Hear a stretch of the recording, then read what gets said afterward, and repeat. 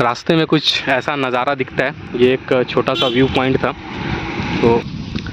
तो हमने सोचा कि देखा जाए। तो ये रास्ता आप देख रहे हो, ये जेड पॉइंट की तरफ जाता है। रोड की चौड़ाई बहुत कम है और लगता है ऐसा देखने से कि बारिश यहाँ पे बहुत तेज़ हुई है और आंधी आई है, क्योंकि बहुत जगह पे मैंने टूटे हुए पेड़ देखे हैं, गिरे हुए पेड़ देखे हैं। तो ये काफ़ी डेडली और डेंजरस हो जाता है ऐसे रास्ते पे बरसात के टाइम में आना। मुझे ऐसा फील हो रहा है, मतलब आकर के तो बहुत अच्छा लगा, मैंने बहुत इन्जॉय किया, लेकिन मुझे अब ऐसा लग रहा है कि शायद ये मेरा मानसून का लास्ट ट्रिप होगा किसी भी पहाड़ पे। अब जाऊंगा तो अक्टूबर के महीने में जाऊंगा, अक्टूबर नवंबर में, बिकॉज़ ये इतना रिस्क लेने की क्या ही ज़रूरत है। यहाँ देख रहे हो आप नज़ारा, कितना अच्छा लग रहा है। ये है वेस्टर्न घाट रेंज, और हम अभी और ऊंचाई पे जाएंगे। वो सामने आप जो देख रहे हो हिल, उसके इस तरफ, तो उधर ही जाएंगे और वहाँ जा कर के एक पॉइंट है जिसको कहते हैं जेड पॉइंट। वहाँ से एक ट्रैकिंग का ऑप्शन है, तो हम देखेंगे कि कितना ट्रैक कर पाते हैं, क्योंकि टाइम का भी ध्यान रखना है। रात के 11 की ट्रेन है, उससे पहले भी एक ट्रेन है, तो अगर हम पहले वाली ट्रेन मिल गई तो हम पहले वाली ही ट्रेन पकड़ के फिर वापस बेंगलुरु चले जाएंगे, ताकि रात में सो सके। फिर मंडे से थोड़ा ऑफिस वगैरह का भी काम रहता है, तो वो सब भी ध्यान रखना पड़ता है। इतना अपने फुल टाइम ट्रैवलर तो ट्रैवलिंग तो करते नहीं है, कर सकते हैं बट करते नहीं है। अच्छा, ये खाई देखो, देख रहे हो कितना, ये यहाँ रोड है और ये नीचे की तरफ खाई है। खाई मतलब वैली। फ्रंट कैमरा से ये बैक साइड ऐसा दिखता है। मैं थोड़ा ऊंचाई पे खड़ा हूँ, यहाँ देख सकते हो आप, इस पे खड़ा हूँ रेलिंग पे, और अगर नीचे गिरे तो सीधे 500 फीट 1000 फीट गहरी खाई में, जिसका पता नहीं कहाँ जा कर के रुकेंगे। बहुत सारी गाड़ी आ रही है, आप देख सकते हो इधर। इस रास्ते में ऐसे छोटे छोटे व्यू पॉइंट बहुत सारी जगह पे हैं, तो लोग रुक करके रिलैक्स करते हैं। एक चीज़ की कमी दिखी, वो ये है कि लगभग 50 किलोमीटर हमने ड्राइव किया और सिर्फ एक जगह स्नैक्स के लिए और चाय के लिए फैसिलिटी अवेलेबल थी। तो ये एक दूसरे रास्ते मुल्यानगिरी के मुकाबले यहाँ पे नहीं था। मुल्यानगिरी गए थे, 30-35 किलोमीटर की राइड थी, और उसमें बहुत जगह हर 5 किलोमीटर पे 3 किलोमीटर पे मिलता था खाने पीने का। तो यहाँ ये दिक्कत है, अगर किसी को प्यास लग जाए तो वो परेशानी वाली बात हो जाएगी। अब हम ट्रैकिंग स्टार्ट करने वाले हैं थोड़ी देर में। हमने एंट्री पॉइंट पे जा रहे हैं। एंट्री पॉइंट पे यहाँ से होगा 500 और या 700 मीटर। फिर वहाँ से अपना वॉकिंग स्टार्ट करेंगे और देखेंगे जेड पॉइंट पे कितनी दूर तक जा सकते हैं। हेबे फॉल के एंट्री भी पास में ही था, बट हम हेबे फॉल नहीं जा रहे हैं। उसका रीज़न ये है कि वो यहाँ से 10 किलोमीटर की जीप राइड है और रोड बहुत ख़राब है, तो 10 किलोमीटर जीप में बैठ करके मेरे से होगा नहीं। मेरी तबीयत ख़राब हो जाएगी, फिर मेरे को रिटर्न भी जाना है वापस आज ही। तो इसीलिए मैंने डिसाइड किया है कि मैं हेबे फॉल नहीं जाऊंगा। तो हेबे फॉल को हमने छोड़ दिया है और जेड पॉइंट ट्रैकिंग के लिए निकल रहे हैं। हम आपको दिखाते हैं जेड पॉइंट ट्रैकिंग का रास्ता कितना खराब है। ये रोड देखो, इसका हालत ये है, पूरा टूटा फूटा रोड है, और इसी में जैसे तैसे हम लोग स्कूटी पे जा रहे हैं, क्योंकि यहाँ से वॉक करके जाएंगे तो और थकान होगी। इसीलिए हम लोग जो है सोचा कि चलो ठीक है, स्कूटी का ही थोड़ा सहारा ले लिया जाए जहाँ तक जा सकते हैं, और फिर जहाँ से वॉकिंग स्टार्ट होगी वहाँ पार्क करके वहाँ से हम लोग फिर वॉक करना स्टार्ट कर देंगे। तो जेड पॉइंट की ट्रैकिंग आसान नहीं होने वाली है, लेट्स सी कैसा जाता है। जेड पॉइंट कुछ ऐसा दिखता है, और मैं उन लोगों की तारीफ करूंगा जो पैदल चल के नीचे से ऊपर चले जाएंगे। हालांकि इसमें घना जंगल कम है, ऑलमोस्ट पूरे पहाड़ पे, और कहीं कहीं पे झरना भी दिख रहा है मुझे। लेट्स सी, अगर मैं जूम कर पाऊँ उतना, मेरा कैमरा उतना अच्छा तो है नहीं, नो, बहुत बैड सीन आ रहा। तो कहीं कहीं पे झरना भी दिख रहा है, और ये पहाड़ है, देखो कितना खूबसूरत है इसका नज़ारा, और कितना बड़ा है, विशाल। विशाल शब्द इसी के लिए है ना शायद, ऐसा दिखता है ये पहाड़। और जेड पॉइंट, यहाँ से ये रास्ता है जाने का ऊपर की तरफ, तो बाइक वगैरह अलाउड है। तो देखते हैं, जहाँ तक अलाउड होगा वहाँ तक हम स्कूटी से जाएंगे, उसके बाद उतर जाएंगे। ये एक छोटा सा व्यू पॉइंट बना दिया गया है यहाँ पे, यहाँ से लोग फिर यहाँ से ऊपर की तरफ जाते हैं। तो हमने मोर देन 50 किलोमीटर ड्राइव कर लिया है आज, और बैक में फिर 50 किलोमीटर करना है। और जैसा कि मैंने बताया था कि हेबे फॉल यहाँ का मेजर टूरिस्ट अट्रैक्शन है, लेकिन हेल्थ इश्यूज़ की वजह से थोड़ा टायर्ड हो जाता है। हेल्थ इश्यूज़ क्या है, बस थोड़ा टायर्ड हो जाते हैं कि आप फिर लंबा ट्रैवल करके वापस बेंगलोर जाना, फिर जो है सो अपना रेगुलर वर्क काम में लग जाना, तो ये सब इतना आसान होता नहीं है।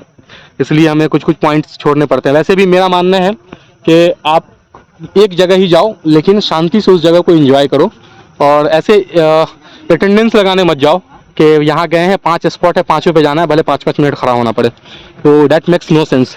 बेटर ये है कि हम एक जगह जाए, 2 जगह जाएं, लेकिन उसे अच्छे से एंजॉय करें तो मज़ा आता है। यही जगह है जहाँ से जी पॉइंट के लिए और शांति फॉल के लिए आगे की तरफ जाते हैं। यहाँ पे 100 रुपये एंट्री फ़ी होती है, तो हमने एंट्री फ़ी दे करके, ये आप बोर्ड देख रहे हो, उंगली यहाँ पे मेरे जा रही है, तो यहीं से हम जाएंगे। तो हम आपको दिखाते हैं अपना ट्रैकिंग एक्सपीरियंस।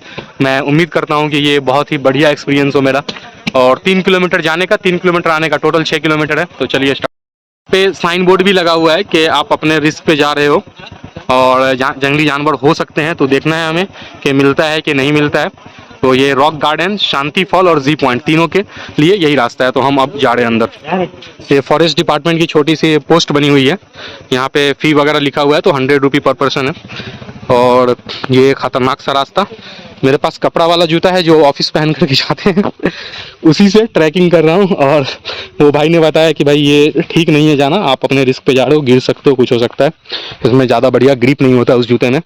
और बट कोई ऑप्शन भी नहीं है मेरे पास, दूसरा ऑप्शन है स्लीपर का। स्लीपर तो और ख़तरनाक होगा, यहाँ पूरा पैर खराब हो जाएगा मेरा। तो एनी हाउ इसी में मैं चल रहा हूँ। आप देख सकते हो कितना घना घना जंगल है, पूरा कंप्लीट रेन फॉरेस्ट है ये। और अनएक्सपेक्टेड कहीं पर भी आपको जंगली जानवर यहाँ मिल सकता है। सो अगर आप यहाँ आते हैं तो मेक श्योर आप इनफ रिस्क लेने लायक हैं उस पोजीशन में।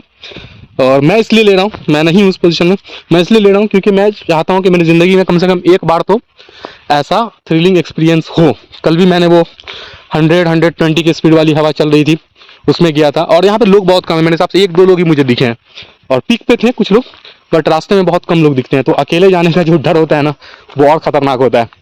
तो एक बंदा दिख रहा है उधर सामने, और लग रहा है कि बाहर से पत्थर ला करके यहाँ पे डाला गया है गड्ढे होने की वजह से।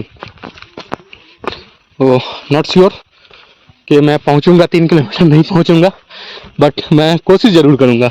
रास्ते में वाटरफॉल है, वो भी देखूँगा।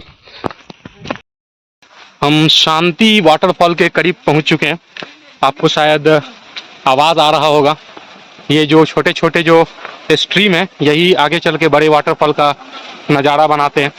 तो ये देख सकते हैं आप, छोटा छोटा स्ट्रीम, ये चलते हुए घने जंगलों के बीच जो इस तरह की आवाज़ आती है ना, वो बहुत ही सूथिंग होता है, बहुत मज़ा आता है सुनने में। रुक करके मुझे सुनना पसंद है इस तरह की आवाज़, या फिर जानवरों की आवाज़। क्या एक्सपीरियंस होता है ना, आप एक बार आओ ना, मज़ा आ जाएगा।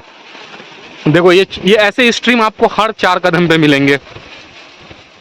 देख रहे हो कितना शानदार लग रहा है, ये पानी बह रहा है। और बिलीव मी, ये 1-2 नहीं, 1000 ईयर से, बल्कि मैं कहूँगा जब से ये पहाड़ बने, लाखों साल पुराने पहाड़ होते हैं, तब से ये इसी पोजीशन में ये पानी बहता रहता है।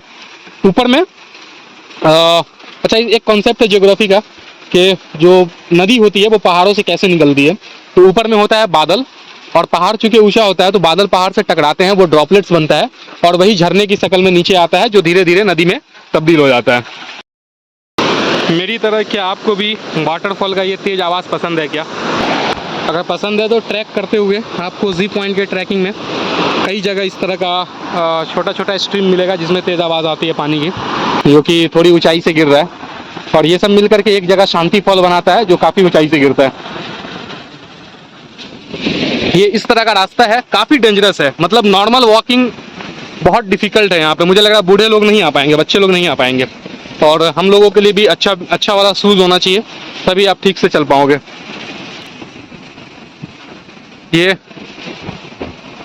इतना मुश्किल ट्रैक नहीं बोलूँगा मैं इसको मैं इजी टू मीडियम कहूँगा। इवन मीडियम टू हार्ड नहीं है ये, हार्ड जैसा तो कुछ है ही नहीं है इसमें। तो ऐसा लग रहा है जैसे पुराने ज़माने में ना, लालू राज में हमारे यहाँ का बिहार का रोड ऐसे ही होता था। तो मुझे 15 साल पुराना बिहार का रोड याद आ रहा। कुछ भी मुश्किल नहीं है, बिल्कुल आराम से लोग जा रहे हैं।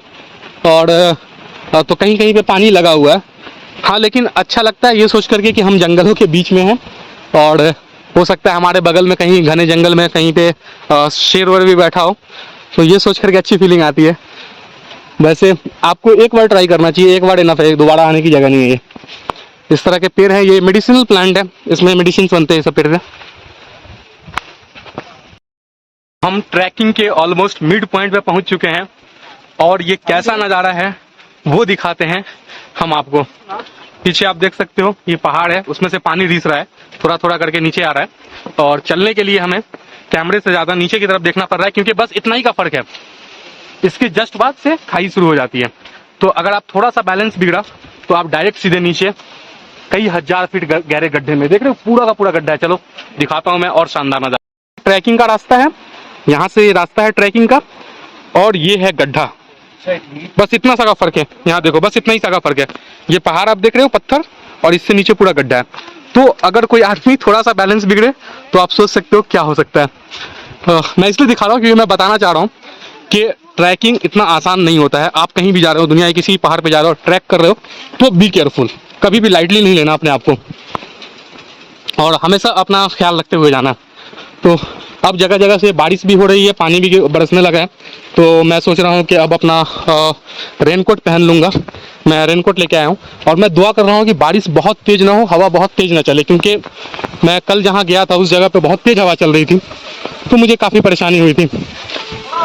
इस जगह से देखो तो कितनी गहरी खाई है, और ये ट्रैक है, ऐसा दिखता है यहाँ से पहाड़। यहाँ झरना है, ये शांति फॉल, और इसे ही देख, ये मिड पॉइंट है। 1.5 किलोमीटर हो गया हमारा ट्रैकिंग, यहाँ से अब 1.5 किलोमीटर और बचा हुआ है। तो इसको बोलते हैं शांति फॉल। यहाँ पे लोग आकर के चिल कर रहे हैं, देखो आपको चिल करते हुए लोग मिल जाएंगे। यहाँ से पानी नीचे की तरफ जाता है, जो कि बहुत अच्छा नज़ारा बनाता है। तो ये एक मिड पॉइंट है, शांति फॉल कहते हैं इसको। चलो और कॉलेज क्लोज से देखते हैं इसको। ये रहा शांति फॉल अपना, लोग फोटो क्लिक करवा रहे हैं। तो हम लोग वाटरफॉल पे एंजॉय कर रहे हैं, और मेरा मन था नहाने का, लेकिन ठंड बहुत पड़ रही है, तो मैंने उसको स्किप कर दिया है नहाने के प्लान को। तो ये वो वाटरफॉल है जिसको शांति फॉल कहते हैं, और यहाँ से अब हम आगे की तरफ बढ़ेंगे। इधर का जाने का रास्ता है नेक्स्ट ट्रैकिंग पॉइंट, तो अब हम उधर की तरफ बढ़ेंगे। तो यहाँ पे रुक करके हमने सोचा था थोड़ा 2-4 फोटो वगैरह क्लिक करवा लिया जाए, तो हम आ गए थे।